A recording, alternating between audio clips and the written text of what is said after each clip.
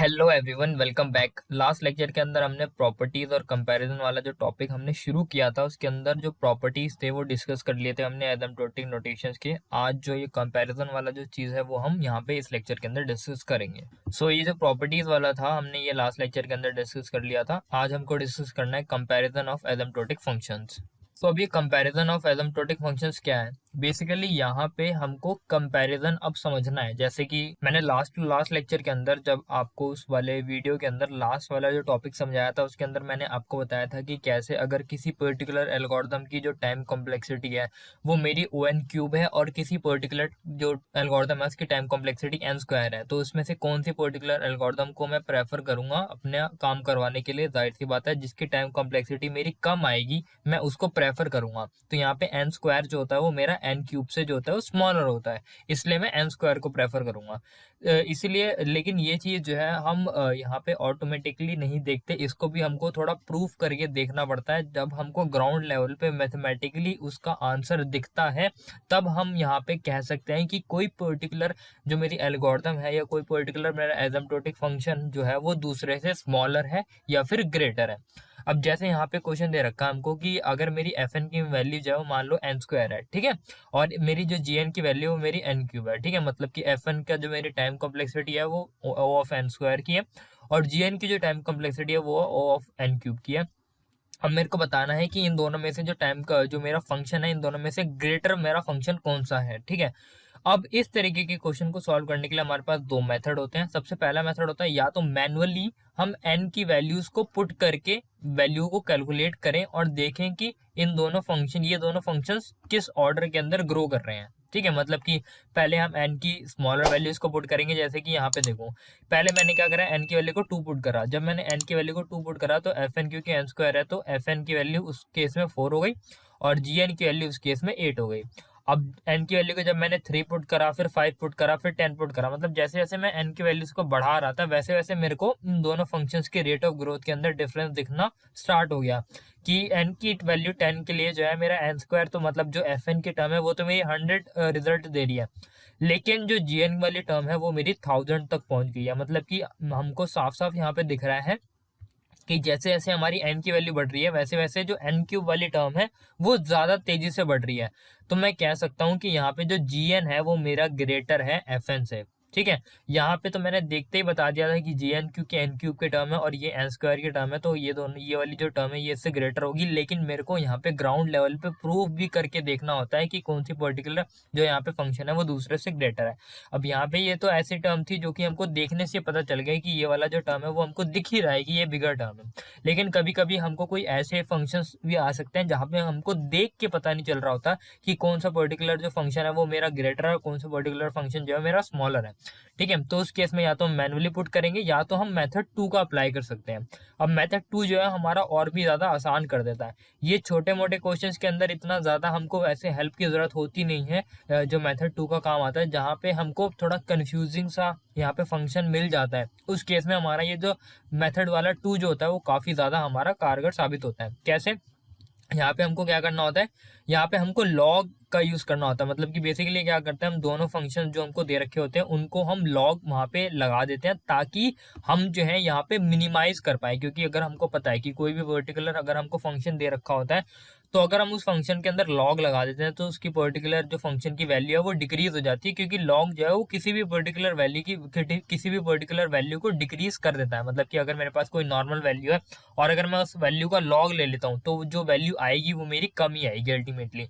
तो इसलिए हमको क्या करना होता है, यहाँ पे दोनों फंक्शन के साइड हमको जो है दोनों फंक्शन पे लॉग लगाना होता है। तो अगर मैं इन दोनों फंक्शन के साइड में लॉग लेता हूँ, ठीक है, तो मतलब क्या होगा, मेरा लॉग ऑफ एफ एन मतलब कि लॉग ऑफ एन स्क्वायर और यहाँ पे हो जाएगा मेरा लॉग ऑफ एन क्यूब जो कि मैंने यहाँ पे शो कर रखा है। अब हमको पता है यहाँ पे लॉग की प्रॉपर्टी जो होती है log of a to the power b जो होता है वो हमारा बी लॉग ए होता है, ठीक है। अब यहाँ पे सेकेंड मेथड को इस्तेमाल करने के लिए क्योंकि हमको लॉग की जरूरत पड़ती है तो हमको कुछ पर्टिकुलर फॉर्मूलेस भी ध्यान में होनी चाहिए लॉग से रिलेटेड, जो कि मैं यहाँ पे भी आपको शो करने वाला हूँ। आपको यहाँ पे रिमाइंड करा दूंगा कि लॉग के कौन कौन से पर्टिकुलर फॉर्मूले हमको यहाँ पे याद रखने की जरूरत होती है जो भी हमको ये क्वेश्चन सॉल्व करने होते हैं। तो अब यहाँ पे अगर मैं देखता हूँ, यहाँ पे log ऑफ n स्क्वायर है और ये log ऑफ n क्यूब है, ठीक है। तो मैंने यहाँ पे जो है log का एक फॉर्मूला लगाया जो कि होता है मेरा log of a to the power b, जो कि हमारा फॉर्मूला होता है b log a, मतलब कि जो भी हमारी पावर वाली टर्म जो होती है वो आगे आ जाती है। तो ये 2 log n हो गया, ये 3 log n हो गया। अब यहाँ पे अगर मैं इन दोनों को कंपेयर करूँ, अगर मैं log n से log n काट दूं तो मेरे को जाहिर सी बात दिख रहा है यहाँ पे 2 वाली टर्म जो है वो मेरी 3 से टर्म है, या फिर मैं वैसे भी कह सकता हूँ कि मेरा जो 2 log n है वो स्मॉलर है मेरा 3 log n से, जो कि मेरे को दिखने से पता चल रहा है। तो हाँ, मैं कह सकता हूँ कि मेरी जो gn वाली टर्म है वो मेरी fn वाली टर्म से ग्रेटर है, ठीक है। जैसे कि मैंने आपको बोला है कि हमको यहाँ पे जो इस तरीके के डायरेक्ट क्वेश्चन होते हैं वहां पे मेथड 2 इतना काम नहीं आता, लेकिन कुछ ऐसे फंक्शन होते हैं जिसके अंदर मान लो इसका हो गया n square log of log n और ये हो गया रूट n log n, तो इसमें देखने में हमको पता नहीं चलता कि किस तरीके से क्वेश्चन सॉल्व होगा, लेकिन जब हम इन मेथड्स का यूज करते हैं तो हमको ग्राउंड लेवल पे दिखता है कि कौन सी पर्टिकुलर वैल्यू ग्रेटर है या स्मॉलर है। अब यहाँ पे लॉग है, लॉग के कौन कौन से फॉर्मूले हमको याद होने चाहिए।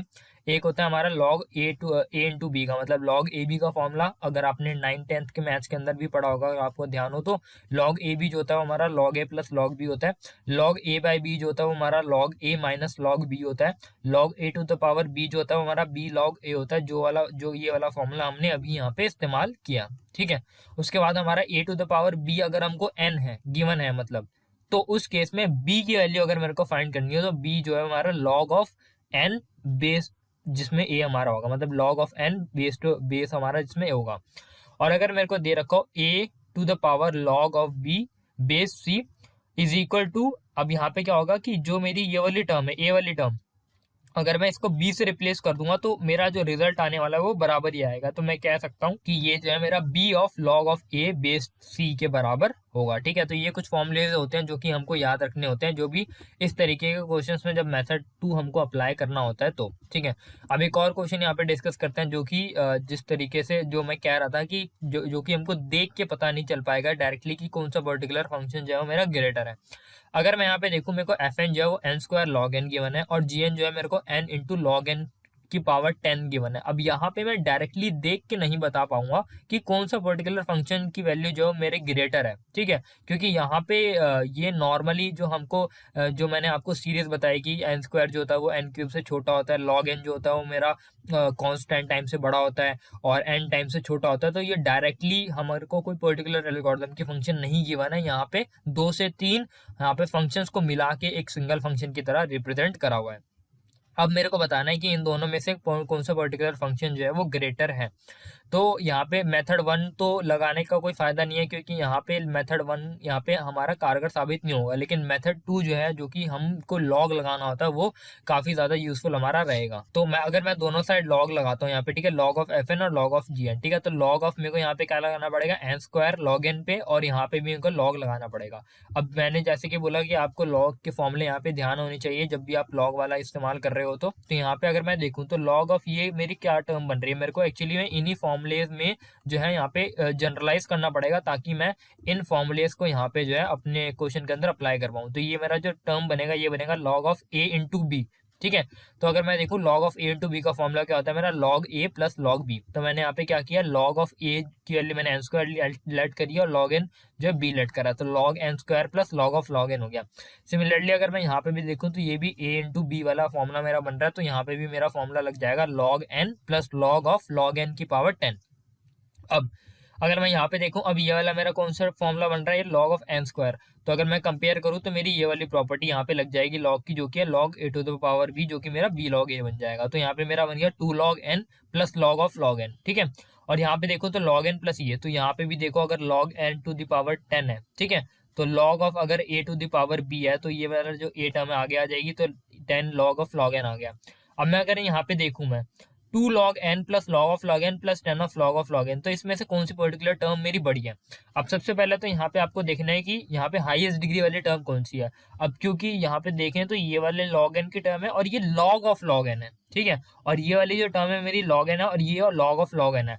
तो मेरे को स्मॉलर डिग्री वाली टर्म्स को तो डिस्कार्ड ही कर देना होता है, मेरे को उसके ऊपर ध्यान देना नहीं होता। तो अगर मैं स्मॉलर डिग्री वाली टर्म को डिस्कार्ड कर देता हूँ, अगर मैं बिगर डिग्री वाली टर्म्स को कंपेयर करता हूँ तो ये लॉग एन है और ये 2 लॉग एन है, तो कौन सी वाली टर्म मेरी बड़ी हुई, ये वाली टर्म मेरी बड़ी हुई। तो इसलिए मैं कह सकता हूँ कि ये वाली टर्म जो है मेरी बड़ी है। अब यहाँ पे अगर आपको क्रॉस वेरीफाई करना है तो यहाँ पे आप यहाँ इस पर्टिकुलर मोमेंट पे भी एन की वैल्यूज को पुट करके चेक कर सकते हो, ठीक है। तो मेरे को पता चल गया कि यहाँ पे एफ एन की वैल्यू जो है मेरी जी एन से बड़ी है, जो कि मेरे को डायरेक्टली देखने पे पता नहीं चल रहा था, लेकिन जब मैंने यहाँ पे मेथड लगा के सॉल्व किया क्वेश्चन को तो मेरे को पता चल गया कि कौन सी पर्टिकुलर टर्म जो है मेरा यहाँ पे बड़ा है। ठीक है, अब यहाँ पे अगर मेरे को मान लो कि एक क्वेश्चन दे रखा है जिसमें F N is equal to 2n दे रखा है और जी N is equal to 3n दे रखा है, और अब मेरे को बताना है कि इन दोनों में से कौन सी पर्टिकुलर वैल्यू जो है मेरी बड़ी है।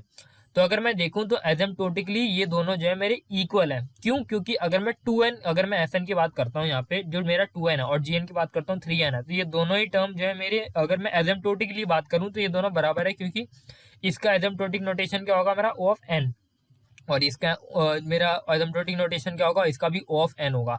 अब क्योंकि O ऑफ n जो होता है वो O ऑफ n के बराबर होता है, तो एसिम्प्टोटिकली तो ये इक्वल है। लेकिन अगर मैं यहाँ पे वैल्यू में कंपेयर करूँ तो मेरी जी एन वाली टर्म जो है वो इससे बड़ी होगी 1 वैल्यू से, क्योंकि 2n जो है वो मेरा मतलब 3n जो है मेरा 2n से बड़ा ही है, जाहिर सी बात है देखने पर। लेकिन अगर मैं एसिम्प्टोटिकली यहाँ पे कंपेयर करता हूँ तो एसिम्प्टोटिकली ये दोनों ही टर्म मेरी बराबर है, क्योंकि इन दोनों की ही अपर बाउंड की वैल्यू जो है मेरी O ऑफ n आएगी। अगर मैं यहाँ पे देखूं अगले क्वेश्चन में, जो कि है f N is equal to 2 to the power n और जी एन की वैल्यू जो है मेरी 2 टू द पावर 2n है। ठीक है, तो मेरे को बताना है कि इन दोनों टर्म की वैल्यू में से बड़ा कौन है। तो मैं अगर देखूं यहाँ पे 2 टू द पावर n है और मैं इसको क्या लिख सकता हूँ, 2 of 2 to the power n, तो मैं ऐसे लिख सकता हूँ ना, 2 ऑफ यहाँ पे 2 to the power n dot 2 to the power n। अब आप सोच रहे होगे कि मैंने इसको ऐसे स्प्लिट कैसे करा। हमको पता है कि जब हमारा बेस सेम होता है तो पावर ऐड हो जाती है। ठीक है, तो 2 to the power n plus n हो जाएगा, और n प्लस n कितना होता है 2n, तो अल्टीमेटली इसका ही स्प्लिट टर्म मैंने यहाँ पे कर दिया है। तो अगर मैं देखूं तो ये दोनों भी मेरे टर्म जो है एसिम्प्टोटिकली इक्वल ही हैं।